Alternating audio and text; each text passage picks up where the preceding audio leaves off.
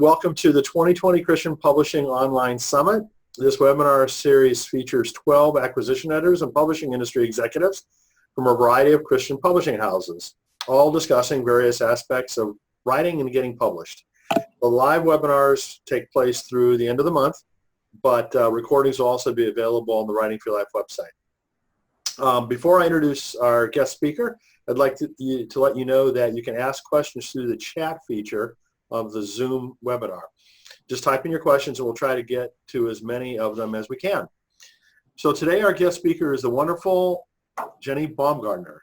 Jenny is editorial director and acquisitions editor for Nelson Books, a division of HarperCollins Christian Publishing. She's been in Christian publishing for, well, I guess since 1998, however many years that is. A few years.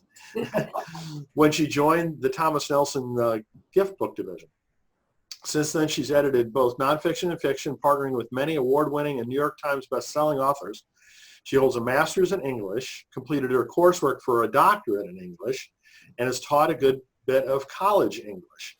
She spends her free time consuming copious amounts of coffee and being a slightly insane mother to twins. But in reality, she's a really wonderful person. And she's been extremely supportive of all the crazy things that we've done together on Writing for Your Life and Publishing in Color. And she's served as one of our featured speakers in many of our different conferences. So welcome, Jenny. Thank you. Can you hear me okay? Yes, absolutely. Yay. Thank you, everybody, for joining us today. I'm in Nashville, Tennessee. I'm not sure where you all are, but it's a rainy day here. Not super nice, but it's kind of gloomy in here. But I'm ready to jump into this. I get to tell you about one of the things that's really easy for me to talk about, and that is an inside look at what an acquisitions editor does. How do I find the books I find, and how do we acquire them? And now this will be different for every publishing company, you should know. So the bigger the company, probably a little bit more steps involved or more people involved.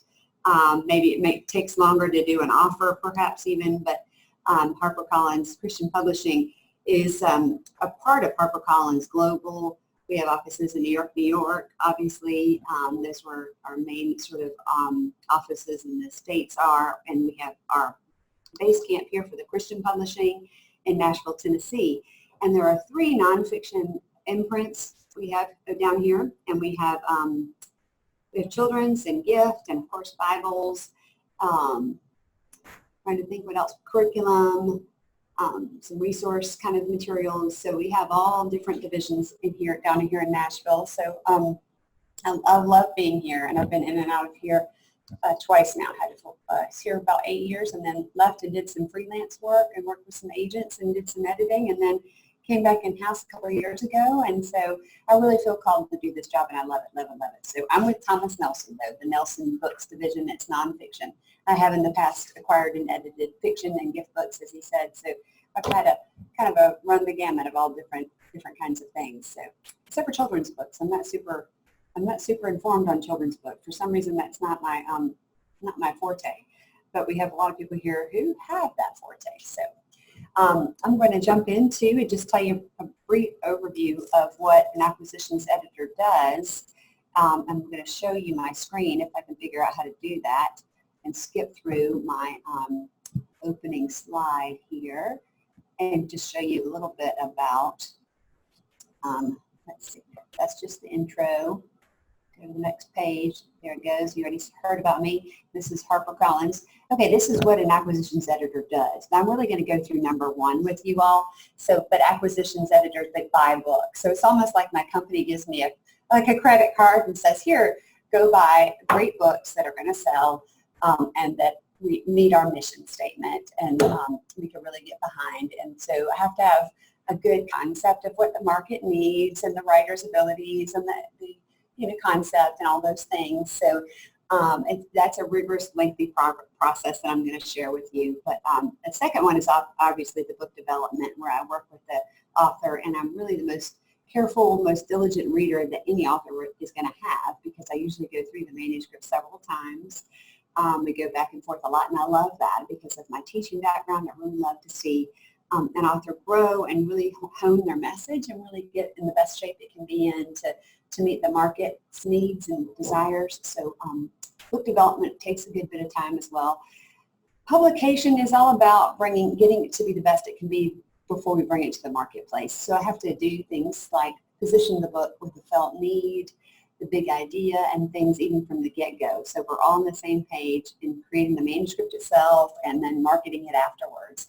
And then I'm the one that, at the water cooler says to our key salespeople and who go to, Target and Walmart or Sam's or CBD, which is a Christian book distributors, just to tell them what's in the manuscript, what's it like, why I'm excited about it, just kind of create buzz in-house. So that's one of my big jobs. So that's the 3 things we do. I didn't know if anybody would be interested in kind of how we have a big segment of research here. It's been going for a few years now, not that many, maybe 5, 6 years, but it's really grown to be a giant part of what we do is we research and dig deep into the authors themselves and who our audience is. So we do our own survey and we compare it to like U.S. demographic information. And the only thing I would point out here is that we're very aware of, that 54% of the buyers are women. A lot of these just match the U.S. demographic data, so we don't find a lot of differences. You can see 39% of Christians live in the South, book buying Christians, that is. But 38% are in the U.S. alone. One of the differences, it looks like 40% have a college degree versus 31% of the U.S. population. But the rest of it's pretty in par with just the U.S. population and then what we sell, who we sell to. But one of the big things we do here that I have to really keep in mind are the different segments of Christianity that we work with. And Christianity itself has a lot of streams of living water.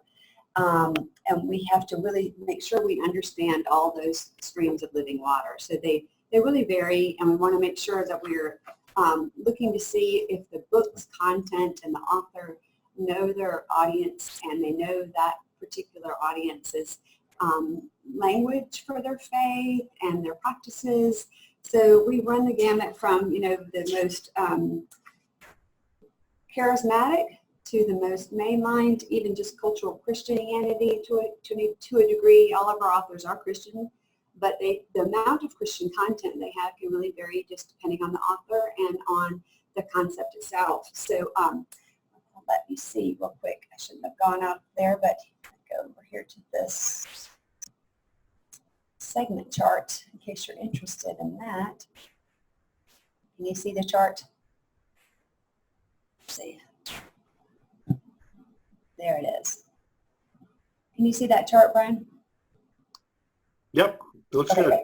Okay, so this just helps us keep in mind the different groups we can sell to in our sort of acquisitions approach. So we have the active Christians, salvation through Jesus Christ. They're very active Bible readers and active in their church. We go to professing Christians who are strong in their beliefs but less active in maybe attendance and Bible reading. Liturgical, which I think most of you would know who that is, of course, so I'm just going to skip over that one. There's a private one where people just sort of have their very individual approach to religion. Maybe they're not really involved in a church or a church group or Bible study, but they pray alone, believe in God, and they do things they feel are Christian acts and works. So the last one would be cultural Christians, and they have just sort of different approaches to religion and faith. They're not very involved in the Bible or church, and we typically don't really, we don't target that market with our books specifically. We do see that some of our books will still hit that market, if that makes sense, because of just it's broad enough or the idea is broad enough. So it could be about parenting, and it could just be applicable to that group as well. So we keep that in mind for marketing and developing the manuscript. This is just the general market Christian book buyers, what they buy the most. As you know, the Bible, God's book, is the #1 best-selling book of all time and still is. And then we have history and cooking, food, and wine are next. Biographies, celebrity sort of books and memoirs. I love memoir myself. I love a personal story and a Jesus-y stories. I just think it's the most powerful way to get across, your point is through storytelling. So even if it's not a memoir, even if it's not a biography, biography of some sort, I'll ask my authors to weave in some anecdotes, some personal anecdotes or stories that just really gets across the personal experience, gets across the meaning, I think, of what the larger idea is. So I really push for that a lot when I'm working on books in general. But then after that was children's and health, fitness, and dieting. There's a self-improvement, self-help, which has been a big category of late. I was the editor for Rachel Hollis's Girl Wash Her Face, and that was a big one, obviously. So everybody now sends in proposals that say it's the next Rachel Hollis. So it's kind of like when Left Behind was big. We got a lot of those proposals that said this is the next Left Behind and the next Harry Potter and things. So those are categories of books we really focus on, though, since the top ones are the ones that are bought the most often. Okay, so let's jump into acquisitions. So how do I find the books? People ask me this all the time. So really, we only take solicited proposals, and that means it comes through an agent. And because the agents we've come to work with so closely in our industry, they have become, in my 20-year time, so much like a colleague, like a coworker, because they really do the work of knowing, what the author is all about, what they want to convey, what their writing skills are, and knowing then the editors at the different companies, what they are looking for, what kind of books make them feel excited that they're going to want to take a look at these proposals. So matching the author with the correct publishing company and understanding that landscape of book publishing is really important for your agent. And I have some I've worked with for 20 years, and we can just talk in shorthand now about this is kind of like this person, and this other writer we've worked together on and things like that. So pull them up and ask them, kind of interested in a book on this topic. Do you have anybody writing on that? And then we'll match an idea with the author and they'll put together a proposal and send it to me. So sometimes it's not just them sending it to me. I might be talking to them and then say, do you have anything like this? Do you have anybody that's a specialist in that area? Anybody else who's like an emerging writer for millennials that wants to speak into, sort of the division in our country or something to that effect. So we have different ways to kind of work with the agents. That's a very big deal, though. The agents are for sure. So then another one is I meet writers at conferences. Whenever I go to a conference, such as the ones Brian does, and I love them all. They're really awesome ones, Writing for Your Life, Publishing in Color. We do 15-minute appointments, typically with authors about that. You can sign up, and so I get to meet with them, and they pitch their idea. And there have been a couple I've asked to continue to receive at each conference, to continue to receive more on their book idea. Or I'll help them shape it a little more and with their conversation, and they'll send it back to me, or I'll maybe even suggest to them. We have some agents sometimes we work with, but there's so many great agents out there. We really don't have a preference of one, and by any means. But we do have ones we've worked with a long time. I do especially. But so meeting with them at conferences, sometimes I'll reach out to writers. I do internet browsing, so I'm what I call a Christian stalker. It's safe. I'm a safe stalker, but I'll meet people even at maybe even a book festival. I've done that. I've just found them online and messaged them on Facebook. In fact, there was an author I adore that I did that for, and we put together a proposal, and he was right next to he lived right next to one of the agencies I work with a lot. So I just asked if he wanted me to introduce him to them or not, and they did. They met together and they made a proposal and they sent it to us. And we ended up not going with the idea because we had someone else on our list that was writing in a similar concept already, and he didn't want to, of course, wait to have his book come out. So even though I initiated that and connected him with an agent, he ended up at a different Christian publisher, and yet we still keep in contact on Facebook, and his book's doing really well.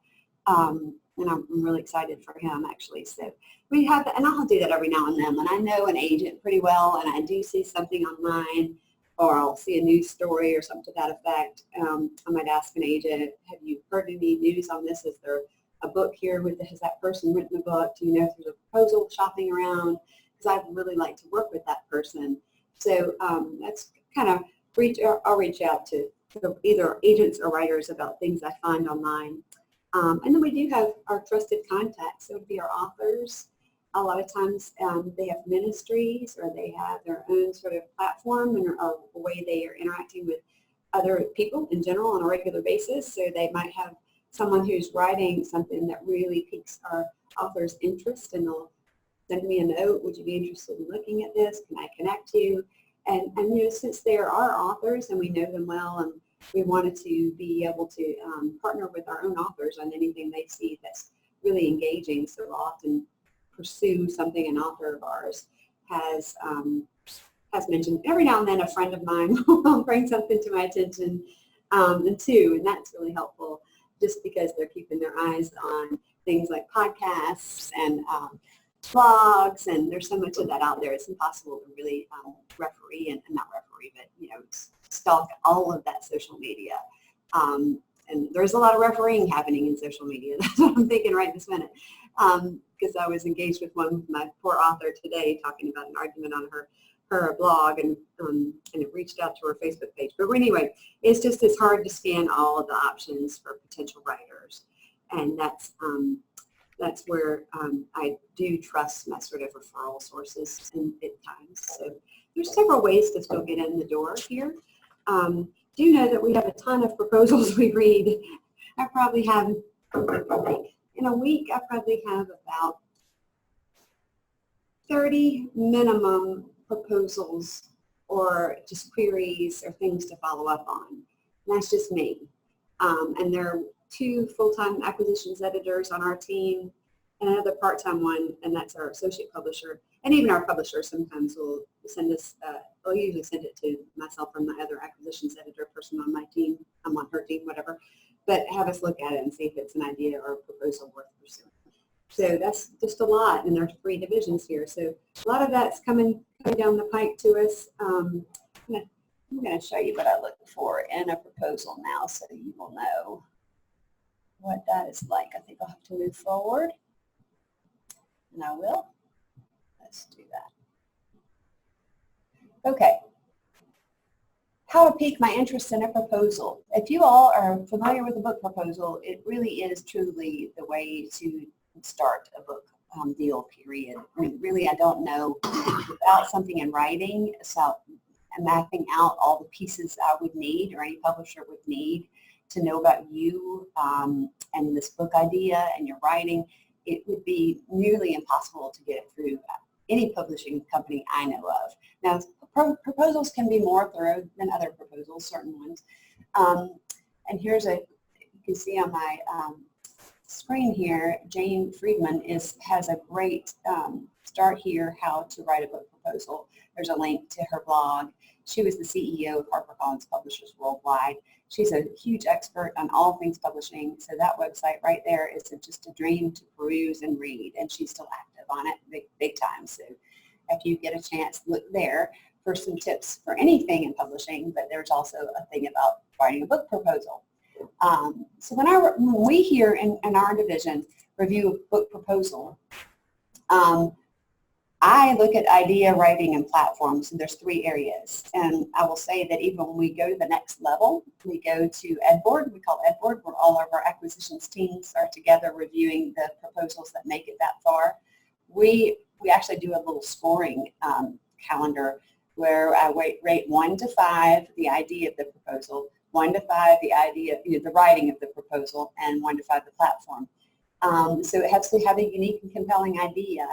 So if it's somewhat of a similar idea and there's been other books on it, it needs to really have something to make it stand out, to be different. So even on our book proposal, we'll have comparable books. See if you describe how yours is similar and how yours is different, so we can be sure to help our sales teams, for example, know how it is different and how to pitch it to the retailers. A marketing team has to help it stand out from other books in the market. And it's just important to make sure it's a unique and compelling idea. So stellar writing, of course, or at least well executed, get it done writing. Because, not all writing needs to be literary. It doesn't need to be pretty. It just needs to be able to share what the story is or the content is, the information. So we're not looking necessarily for pretty writing, not literary writing, but just writing that's well executed, well done. You know, you'd pass your English 101 class if I were teaching it. So the last part is platform. So that's your ability to reach a specific targeted audience. And there are many kinds of platforms these days. And they could be anything from, you know, groups you're part of, influencers, just people you already know who might help promote your book, to your, of course, your social media, to your website, to you might have an email list, you might have, again, just contacts in your particular area. Your expertise itself might be helpful for your platform, like your credentials and things like that. So there's many ways to have a platform. I'm going to dig into, this is my process though. So after I've evaluated your proposal, usually I have to go back to the agent and ask them some questions about proposals prior to me even taking to Ed Board. So really before the editorial board, it's your acquisitions editor. That's your first stage.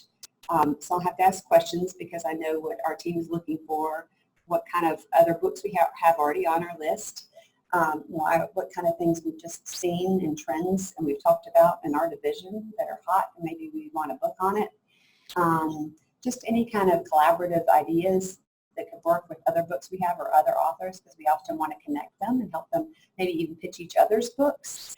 We do what you call mashups, you know, so they can help each other, scratch each other's backs, and so that sometimes impacts whether it's going to be a good fit for us or not. But Ed Board is, I like to consider it sort of the last proposal standing.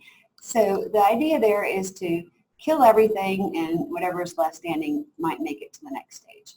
Because we're pretty ruthless, we do 40 books, about 40 new books a year, maybe 45. And there are a lot of proposals and a lot of books being published every year, being written and published. And so we're pretty careful about making sure it's a good fit for us, that it's, again, all the different things I mentioned already, what we already have, who's on our list, who our authors are. Does our marketing team really see an interesting path to success that, you know, they've already pondered it? The editors already asked all the questions about content or author's ability, shaping the idea, those kinds of things. And the irony, I think, in Ed Board is that my particular team is really big on really helping to shape the idea so it's really fresh and honed and clear. So we will often, in Ed Board as a team, look at a proposal and say, you know, it would be great if they added this angle to the proposal, or if they shifted the focus slightly 2 clicks to the right. You know, and they decided to focus heavier on, you know, conflict and less on parenting teens. I'm just making an example of it. I don't know what book that would be in. But so we just really go back then after that and see if the author's amenable to that. And if they are, we sometimes even create new ideas. But after that, then I have the thumbs up from my editorial board and the agent author. I'll go to publishing board, which we call pub board. And then that's kind of nerve-wracking for me because it's really the test. And while I can use my own, what I call conversion narrative, like why I should convert them to want to publish this book, why I'm so excited about it, what audience I think it really speaks to, why I really think it's needed. These are the sales teams and the finance people. And they want to know, you know, what they think of it specifically per their channel and accounts. So the Barnes & Noble sales rep thinks, what is Barnes & Noble taking right now? What kind of books are hot in Barnes & Noble? What does my buyer say they want? What is my buyer, you know, declining in the past? So really they're listening to the retailers, and the finance people are there just to ask questions of, you know, that price point that we're presenting, is that work? Because that all matches into our numbers and we have to see if we can even make an offer. So I answer a lot of questions at Pub Board. And sometimes, I'll be honest, there are questions that are repeated every time it seems like we go and they say, we don't like this title on the proposal.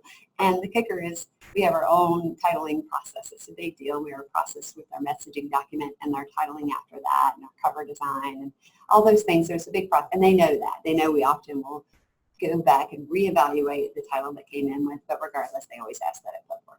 And we always listen to their input because they do know their particular markets as salespeople really well. And so we want to respect that and listen to them. We always have some kind of curmudgeon in the group, it seems like, who's trying to poke more holes in it. That's just healthy, I think. It's healthy for our business. It's healthy for the success of the book.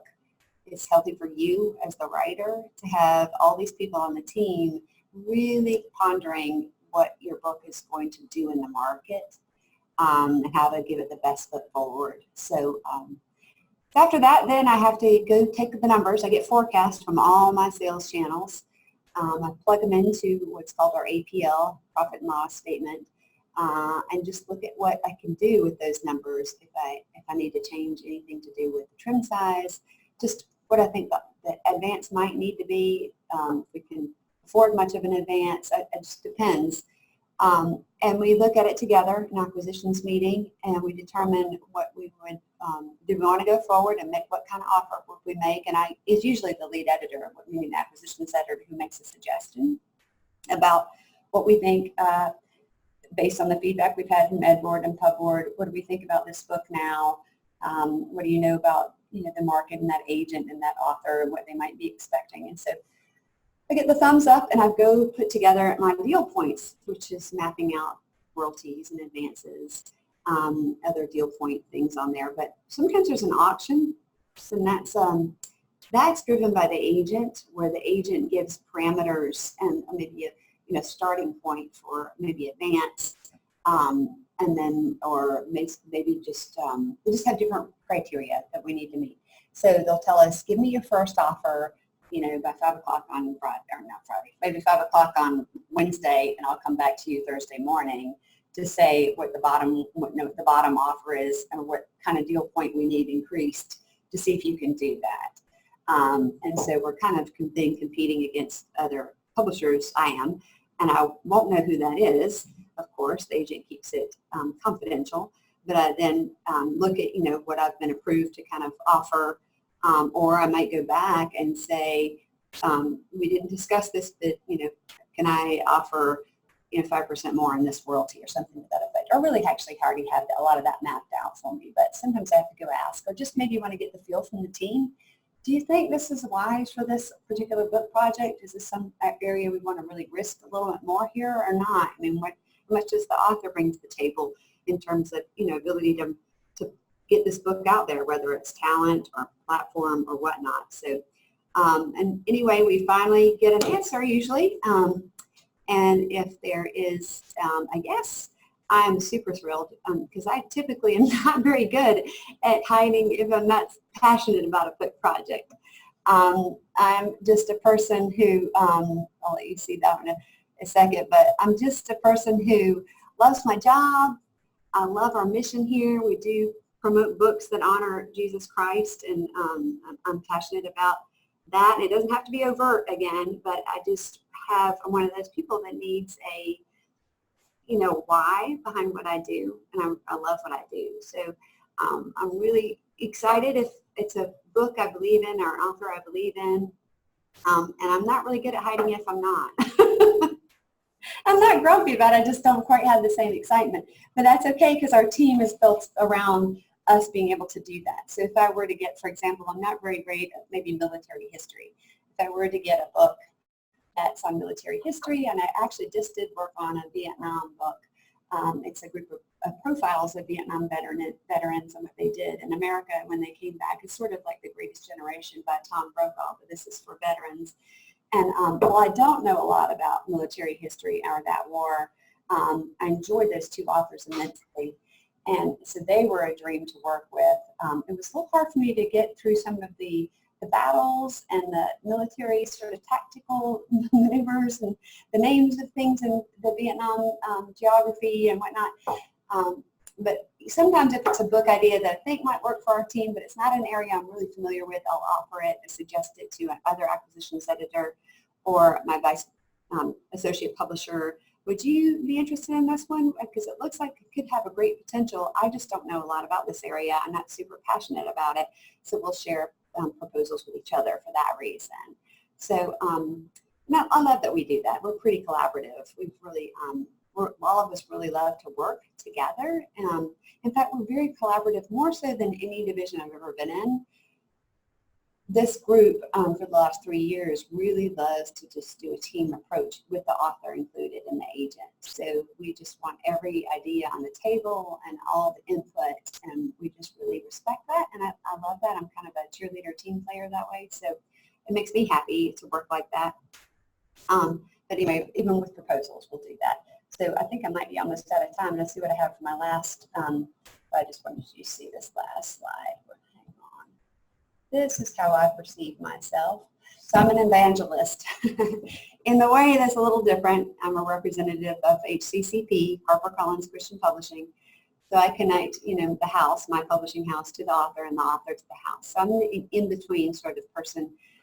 So my passion for the book, I have to convey that to both the author and then to my team. To the author, I also talk about my team and what we offer, what I want to do with the book and how excited I am and why. And then the conversion narrative I was telling you about. This is sort of my reason for the book, why we need to acquire it, why we need to publish it. And I'm charged with igniting my whole company to do that, to see what I see for the path to success for that book. So and kind of a salesperson in that way, but it's a good thing to sell. So I'm confident in that. So and this is the last thing I said. We view the publication sort of information. So I'll work with sales, marketing, production, design, publicity to give them all the input and all the ideas about this book.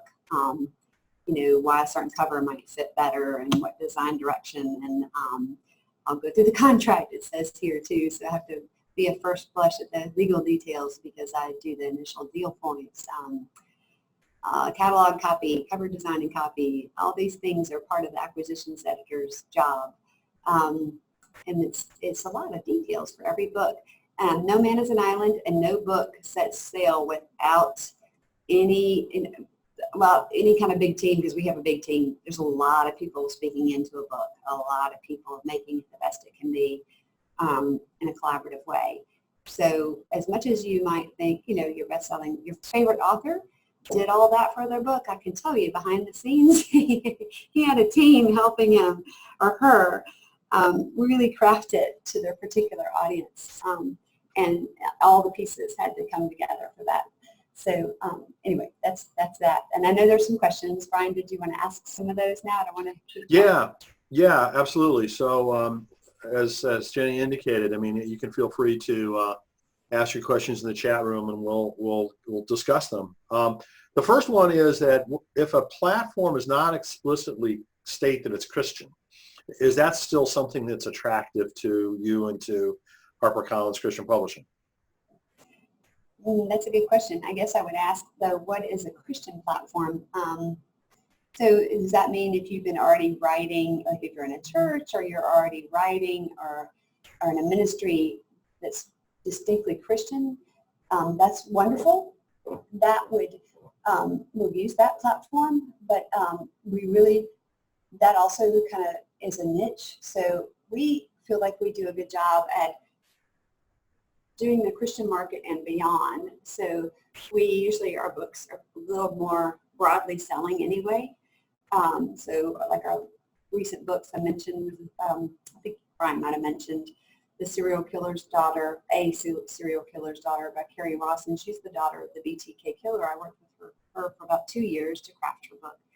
And it's just about, learning in her 20s that her father was who he was, meaning the BTK killer, and having to come to grips with the emotional trauma and the spiritual battle about that. And so that she didn't have a Christian platform, obviously.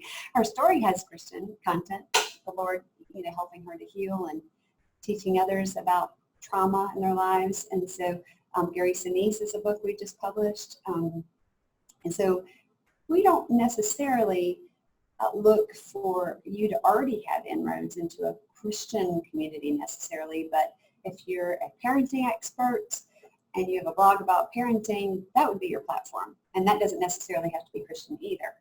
And so it kind of just depends. It's great to have an explicitly Christian one. It's great to have other, non-Christian ones, depending on the book itself, if that helps. So. Okay, thank you. Yeah, no, I think you guys are broader than limiting, yourself and your authors to just having to be very explicitly Christian, this Christian, that Christian, that. I mean, obviously, you appeal to a broader audience and you bring in a wide set of authors. So another question has to do with the different imprints within HarperCollins Christian Publishing. The question is about submitting a proposal simultaneously to multiple of the imprints, which probably doesn't happen because you're only going through agents to start with, predominantly. And the agents would know or have conversations with you all, about that question. First of all, is that true? Well, no, it's not. Okay. I don't love it, I'll be honest with you, because I don't want my publisher to hear me because I'm not naturally that competitive. So if it's an agent, you would often pitch a proposal to all three, for example, nonfiction imprints. And then we each sort of create our connection to the book, and we'll talk to the agent and author about what we see for the book. So what does the editor see in it? What does she love in it? How does she want to work with it, if at all? Meaning to shape it and change it. And then the marketing team will share a little bit about, and we won't give everything away before we have the book, but a little bit about where they see it could be marketed the best, how it would be marketed the best. And then at that point, really our group publisher then asks, after we can all make an offer, and at that point, our group publisher helps us to sort of not continue to compete against ourselves by asking the agent at that point, have your author pick the division out of those three that they feel strongly they want to go with. So then the other two would bow out at that point after. If any, they might not like any of us. They might like a different imprint and different company.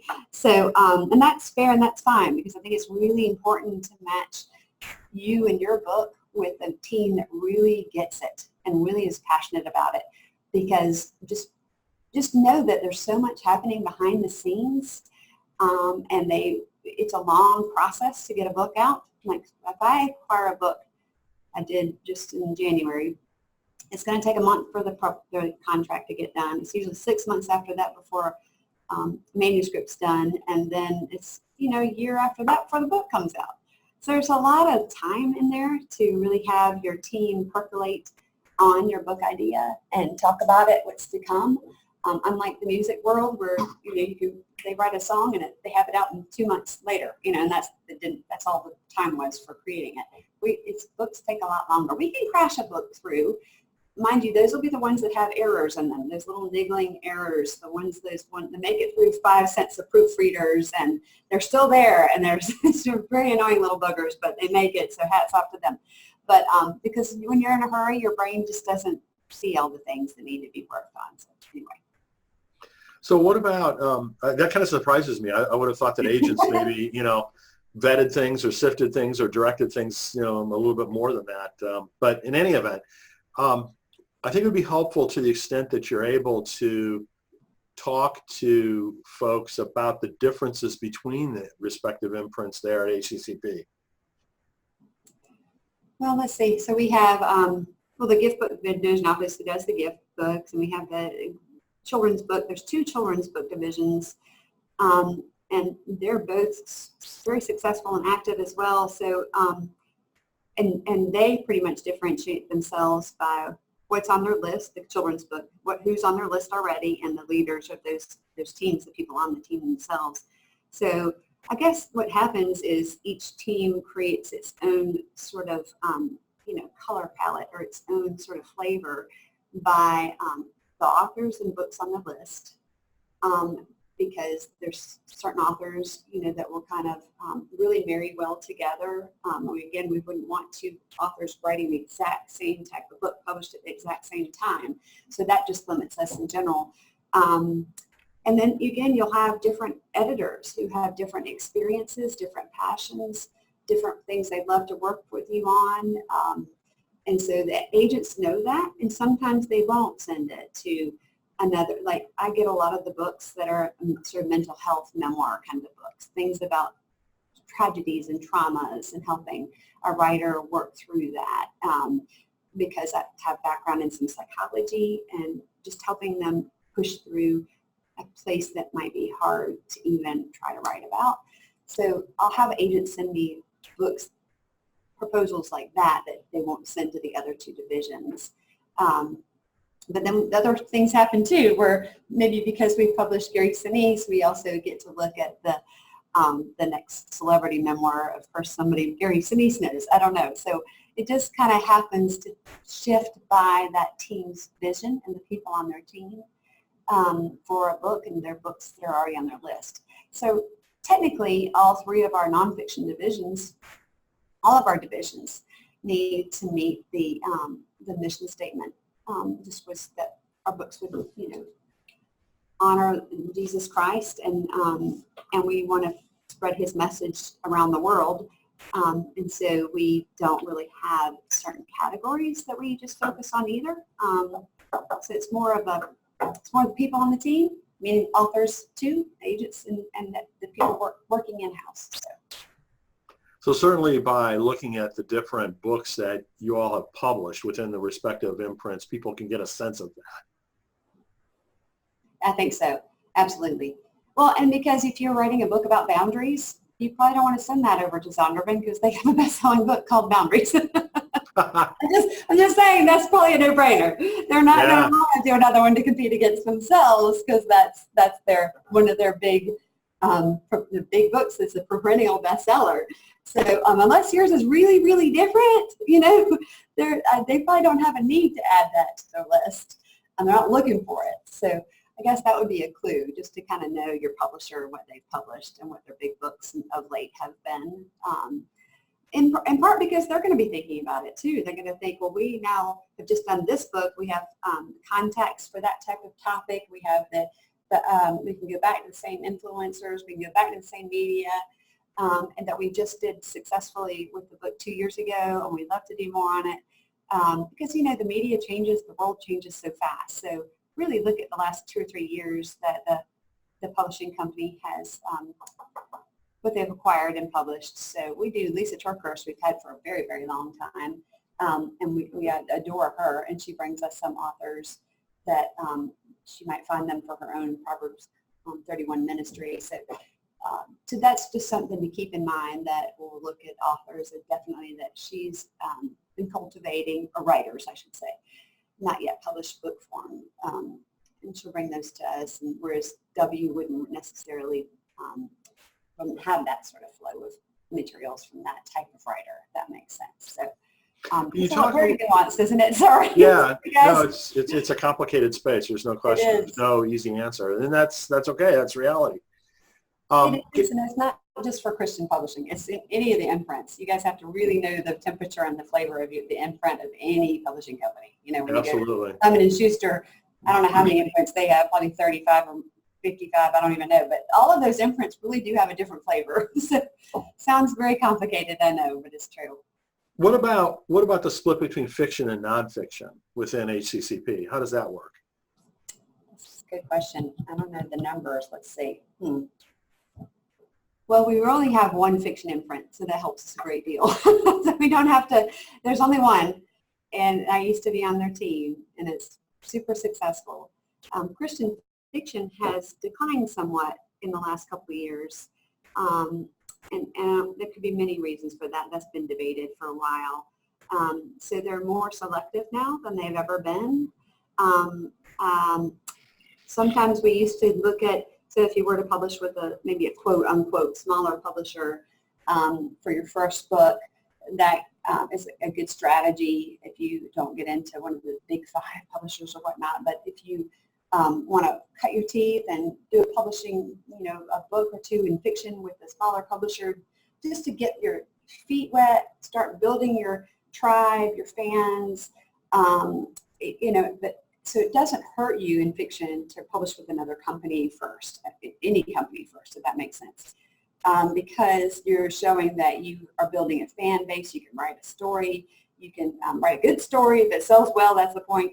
And then another publisher will want to probably scoop you up a little later that's a little bigger, which is a lovely thing. Well, now in nonfiction, I will say that sometimes, only sometimes, it's not to your benefit to publish with a smaller house sometimes, because if they don't, for whatever reasons, aren't successful with your book, and it sells maybe under 5,000 copies, that's harder for you for the next. It's just one of the criteria for acquisitions, but it's harder for me then to come in and say, with your second book, and say to my sales team, this is a different topic, same author, she only sold 4,000 with the last book, but their buyers, even their buyers are going to look up what the prior sales numbers were. And they're not going to want to forecast or buy in, place an order for more than what your prior book did. So with fiction, it's just not that piece of the criteria. That one piece doesn't exist, because you're just building, you tell a good story, you're building your group of people, and if you want to show you can finish them, you can finish the story and you can maybe continue it for a series even. That's just honing your expertise and your talent. So it's a good idea to just go ahead and keep writing for fiction, I think. So one other question has to do with the three main criteria that you talked about: idea, writing, and platform. And I'm sure you get this question a lot. Could the idea and the writing help a book that has a weaker platform? Oh, yes, absolutely. Yes, please hear that. Absolutely. Yeah, because that's why we have the three. So we've had sometimes a piece of writing. In fact, we just had one that's not, I don't know if it's contracted all the way, so I don't think I can share it. But anyway, she's a fantastic writer. She lives in New York. She's published with some smaller, media outlets. And it's somewhat memoir, but it's humorous essays about her being a Southerner transplanted to New York, and she's kept her faith. And so it's really a fascinating concept. She's a great writer. Her platform is minimal. Sorry, it just really is. She doesn't really have a lot of ways to promote her book. There's no avenues for her to say to these 5,000 people, look, I've published a book. She just doesn't have it. But the concept is really clever, and also especially her writing. She's just super talented. So we didn't even pause on that one. Honestly, we get more just middle of the road kind of writing, because that's really all you need usually to write a great, a great nonfiction book. But if you have stellar talent in writing, yeah, for sure. So. Okay. So unless there's any other questions, a lot of the folks are going to be watching this on a recorded basis, as opposed to live. But I want to thank you, Jenny. I mean, as always, your insights into how this industry works and what you guys think are the hot buttons and important is really valuable to us. So thanks so much for taking some time to help educate all of us. You're welcome. Thank you. Thank you for wading through my choppy start, but that was a helpful questions. And I see somebody's asking me, I can't tell you the name of the writer in New York City. It's not a contracted book yet. It's not allowed to be telling you yet. Then I only acquire nonfiction myself right now, because I'm only in the nonfiction division. But we have fiction team right next to me, actually, so I can throw airplanes at them and knock them in the head. In fact, the editor over there is pregnant with twins, and I've had twins, so we talk about that a lot. If you just want to know, they're right there. So I can only acquire nonfiction right now myself. So. But that does seem to happen quite a bit, that, you guys do pass around, opportunities that, sure. One of you thinks looks good, but it's not a fit for you specifically for whatever reason.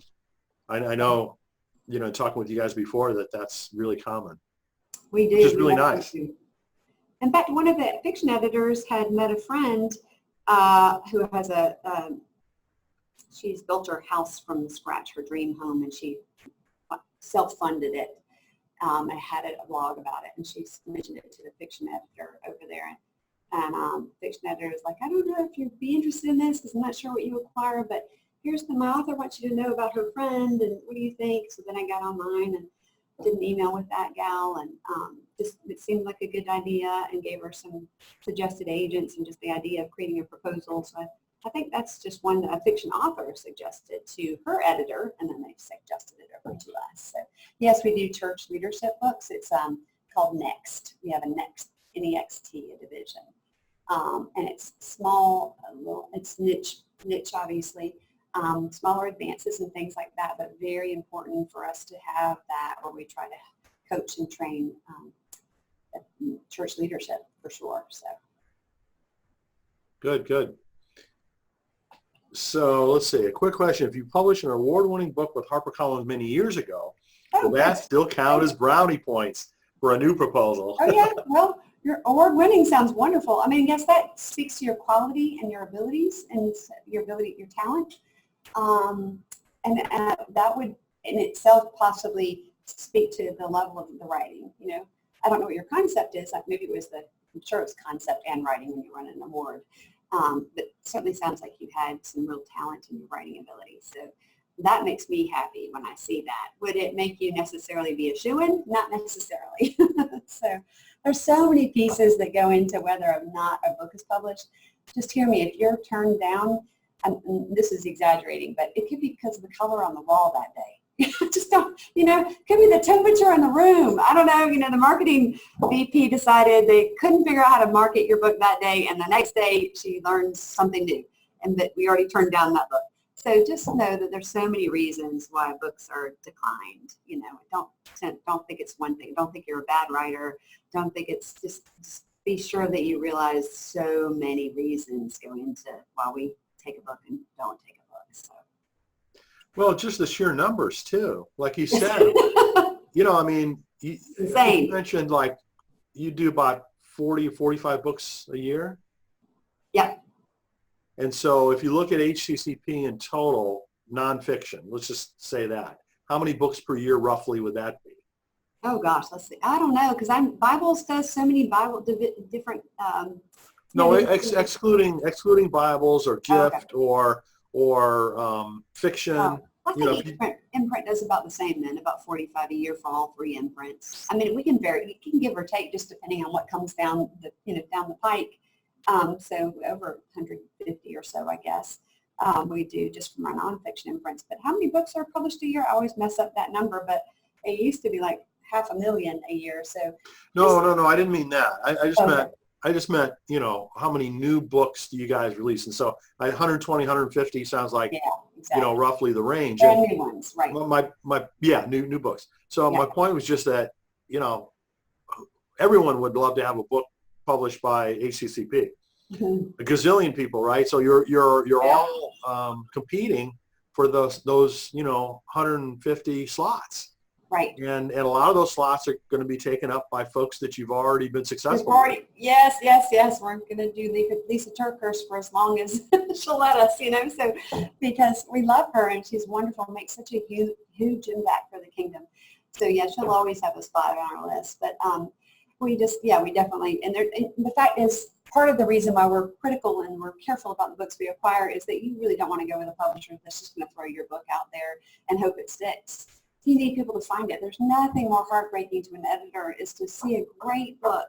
It's so beautiful. It's well said, or it's well written, or the message, and nobody finds it. It never gets traction in the marketplace. So we're really careful to make sure we can be successful with our book. So definitely, it's careful for everybody involved. So we're not spinning our wheels on something that won't really get the attention it needs and such. So poetry to the gift platform. Well, they don't just do poetry books for sure. Those are one of the most niche things you can ever write. But they will have poetry in a gift book with other things, like a little devotional or a different message around it. So, but not just solely poetry. Even some kids' books are poetry or rhymes, sort of. So it has to be sort of in context of a bigger sort of takeaway.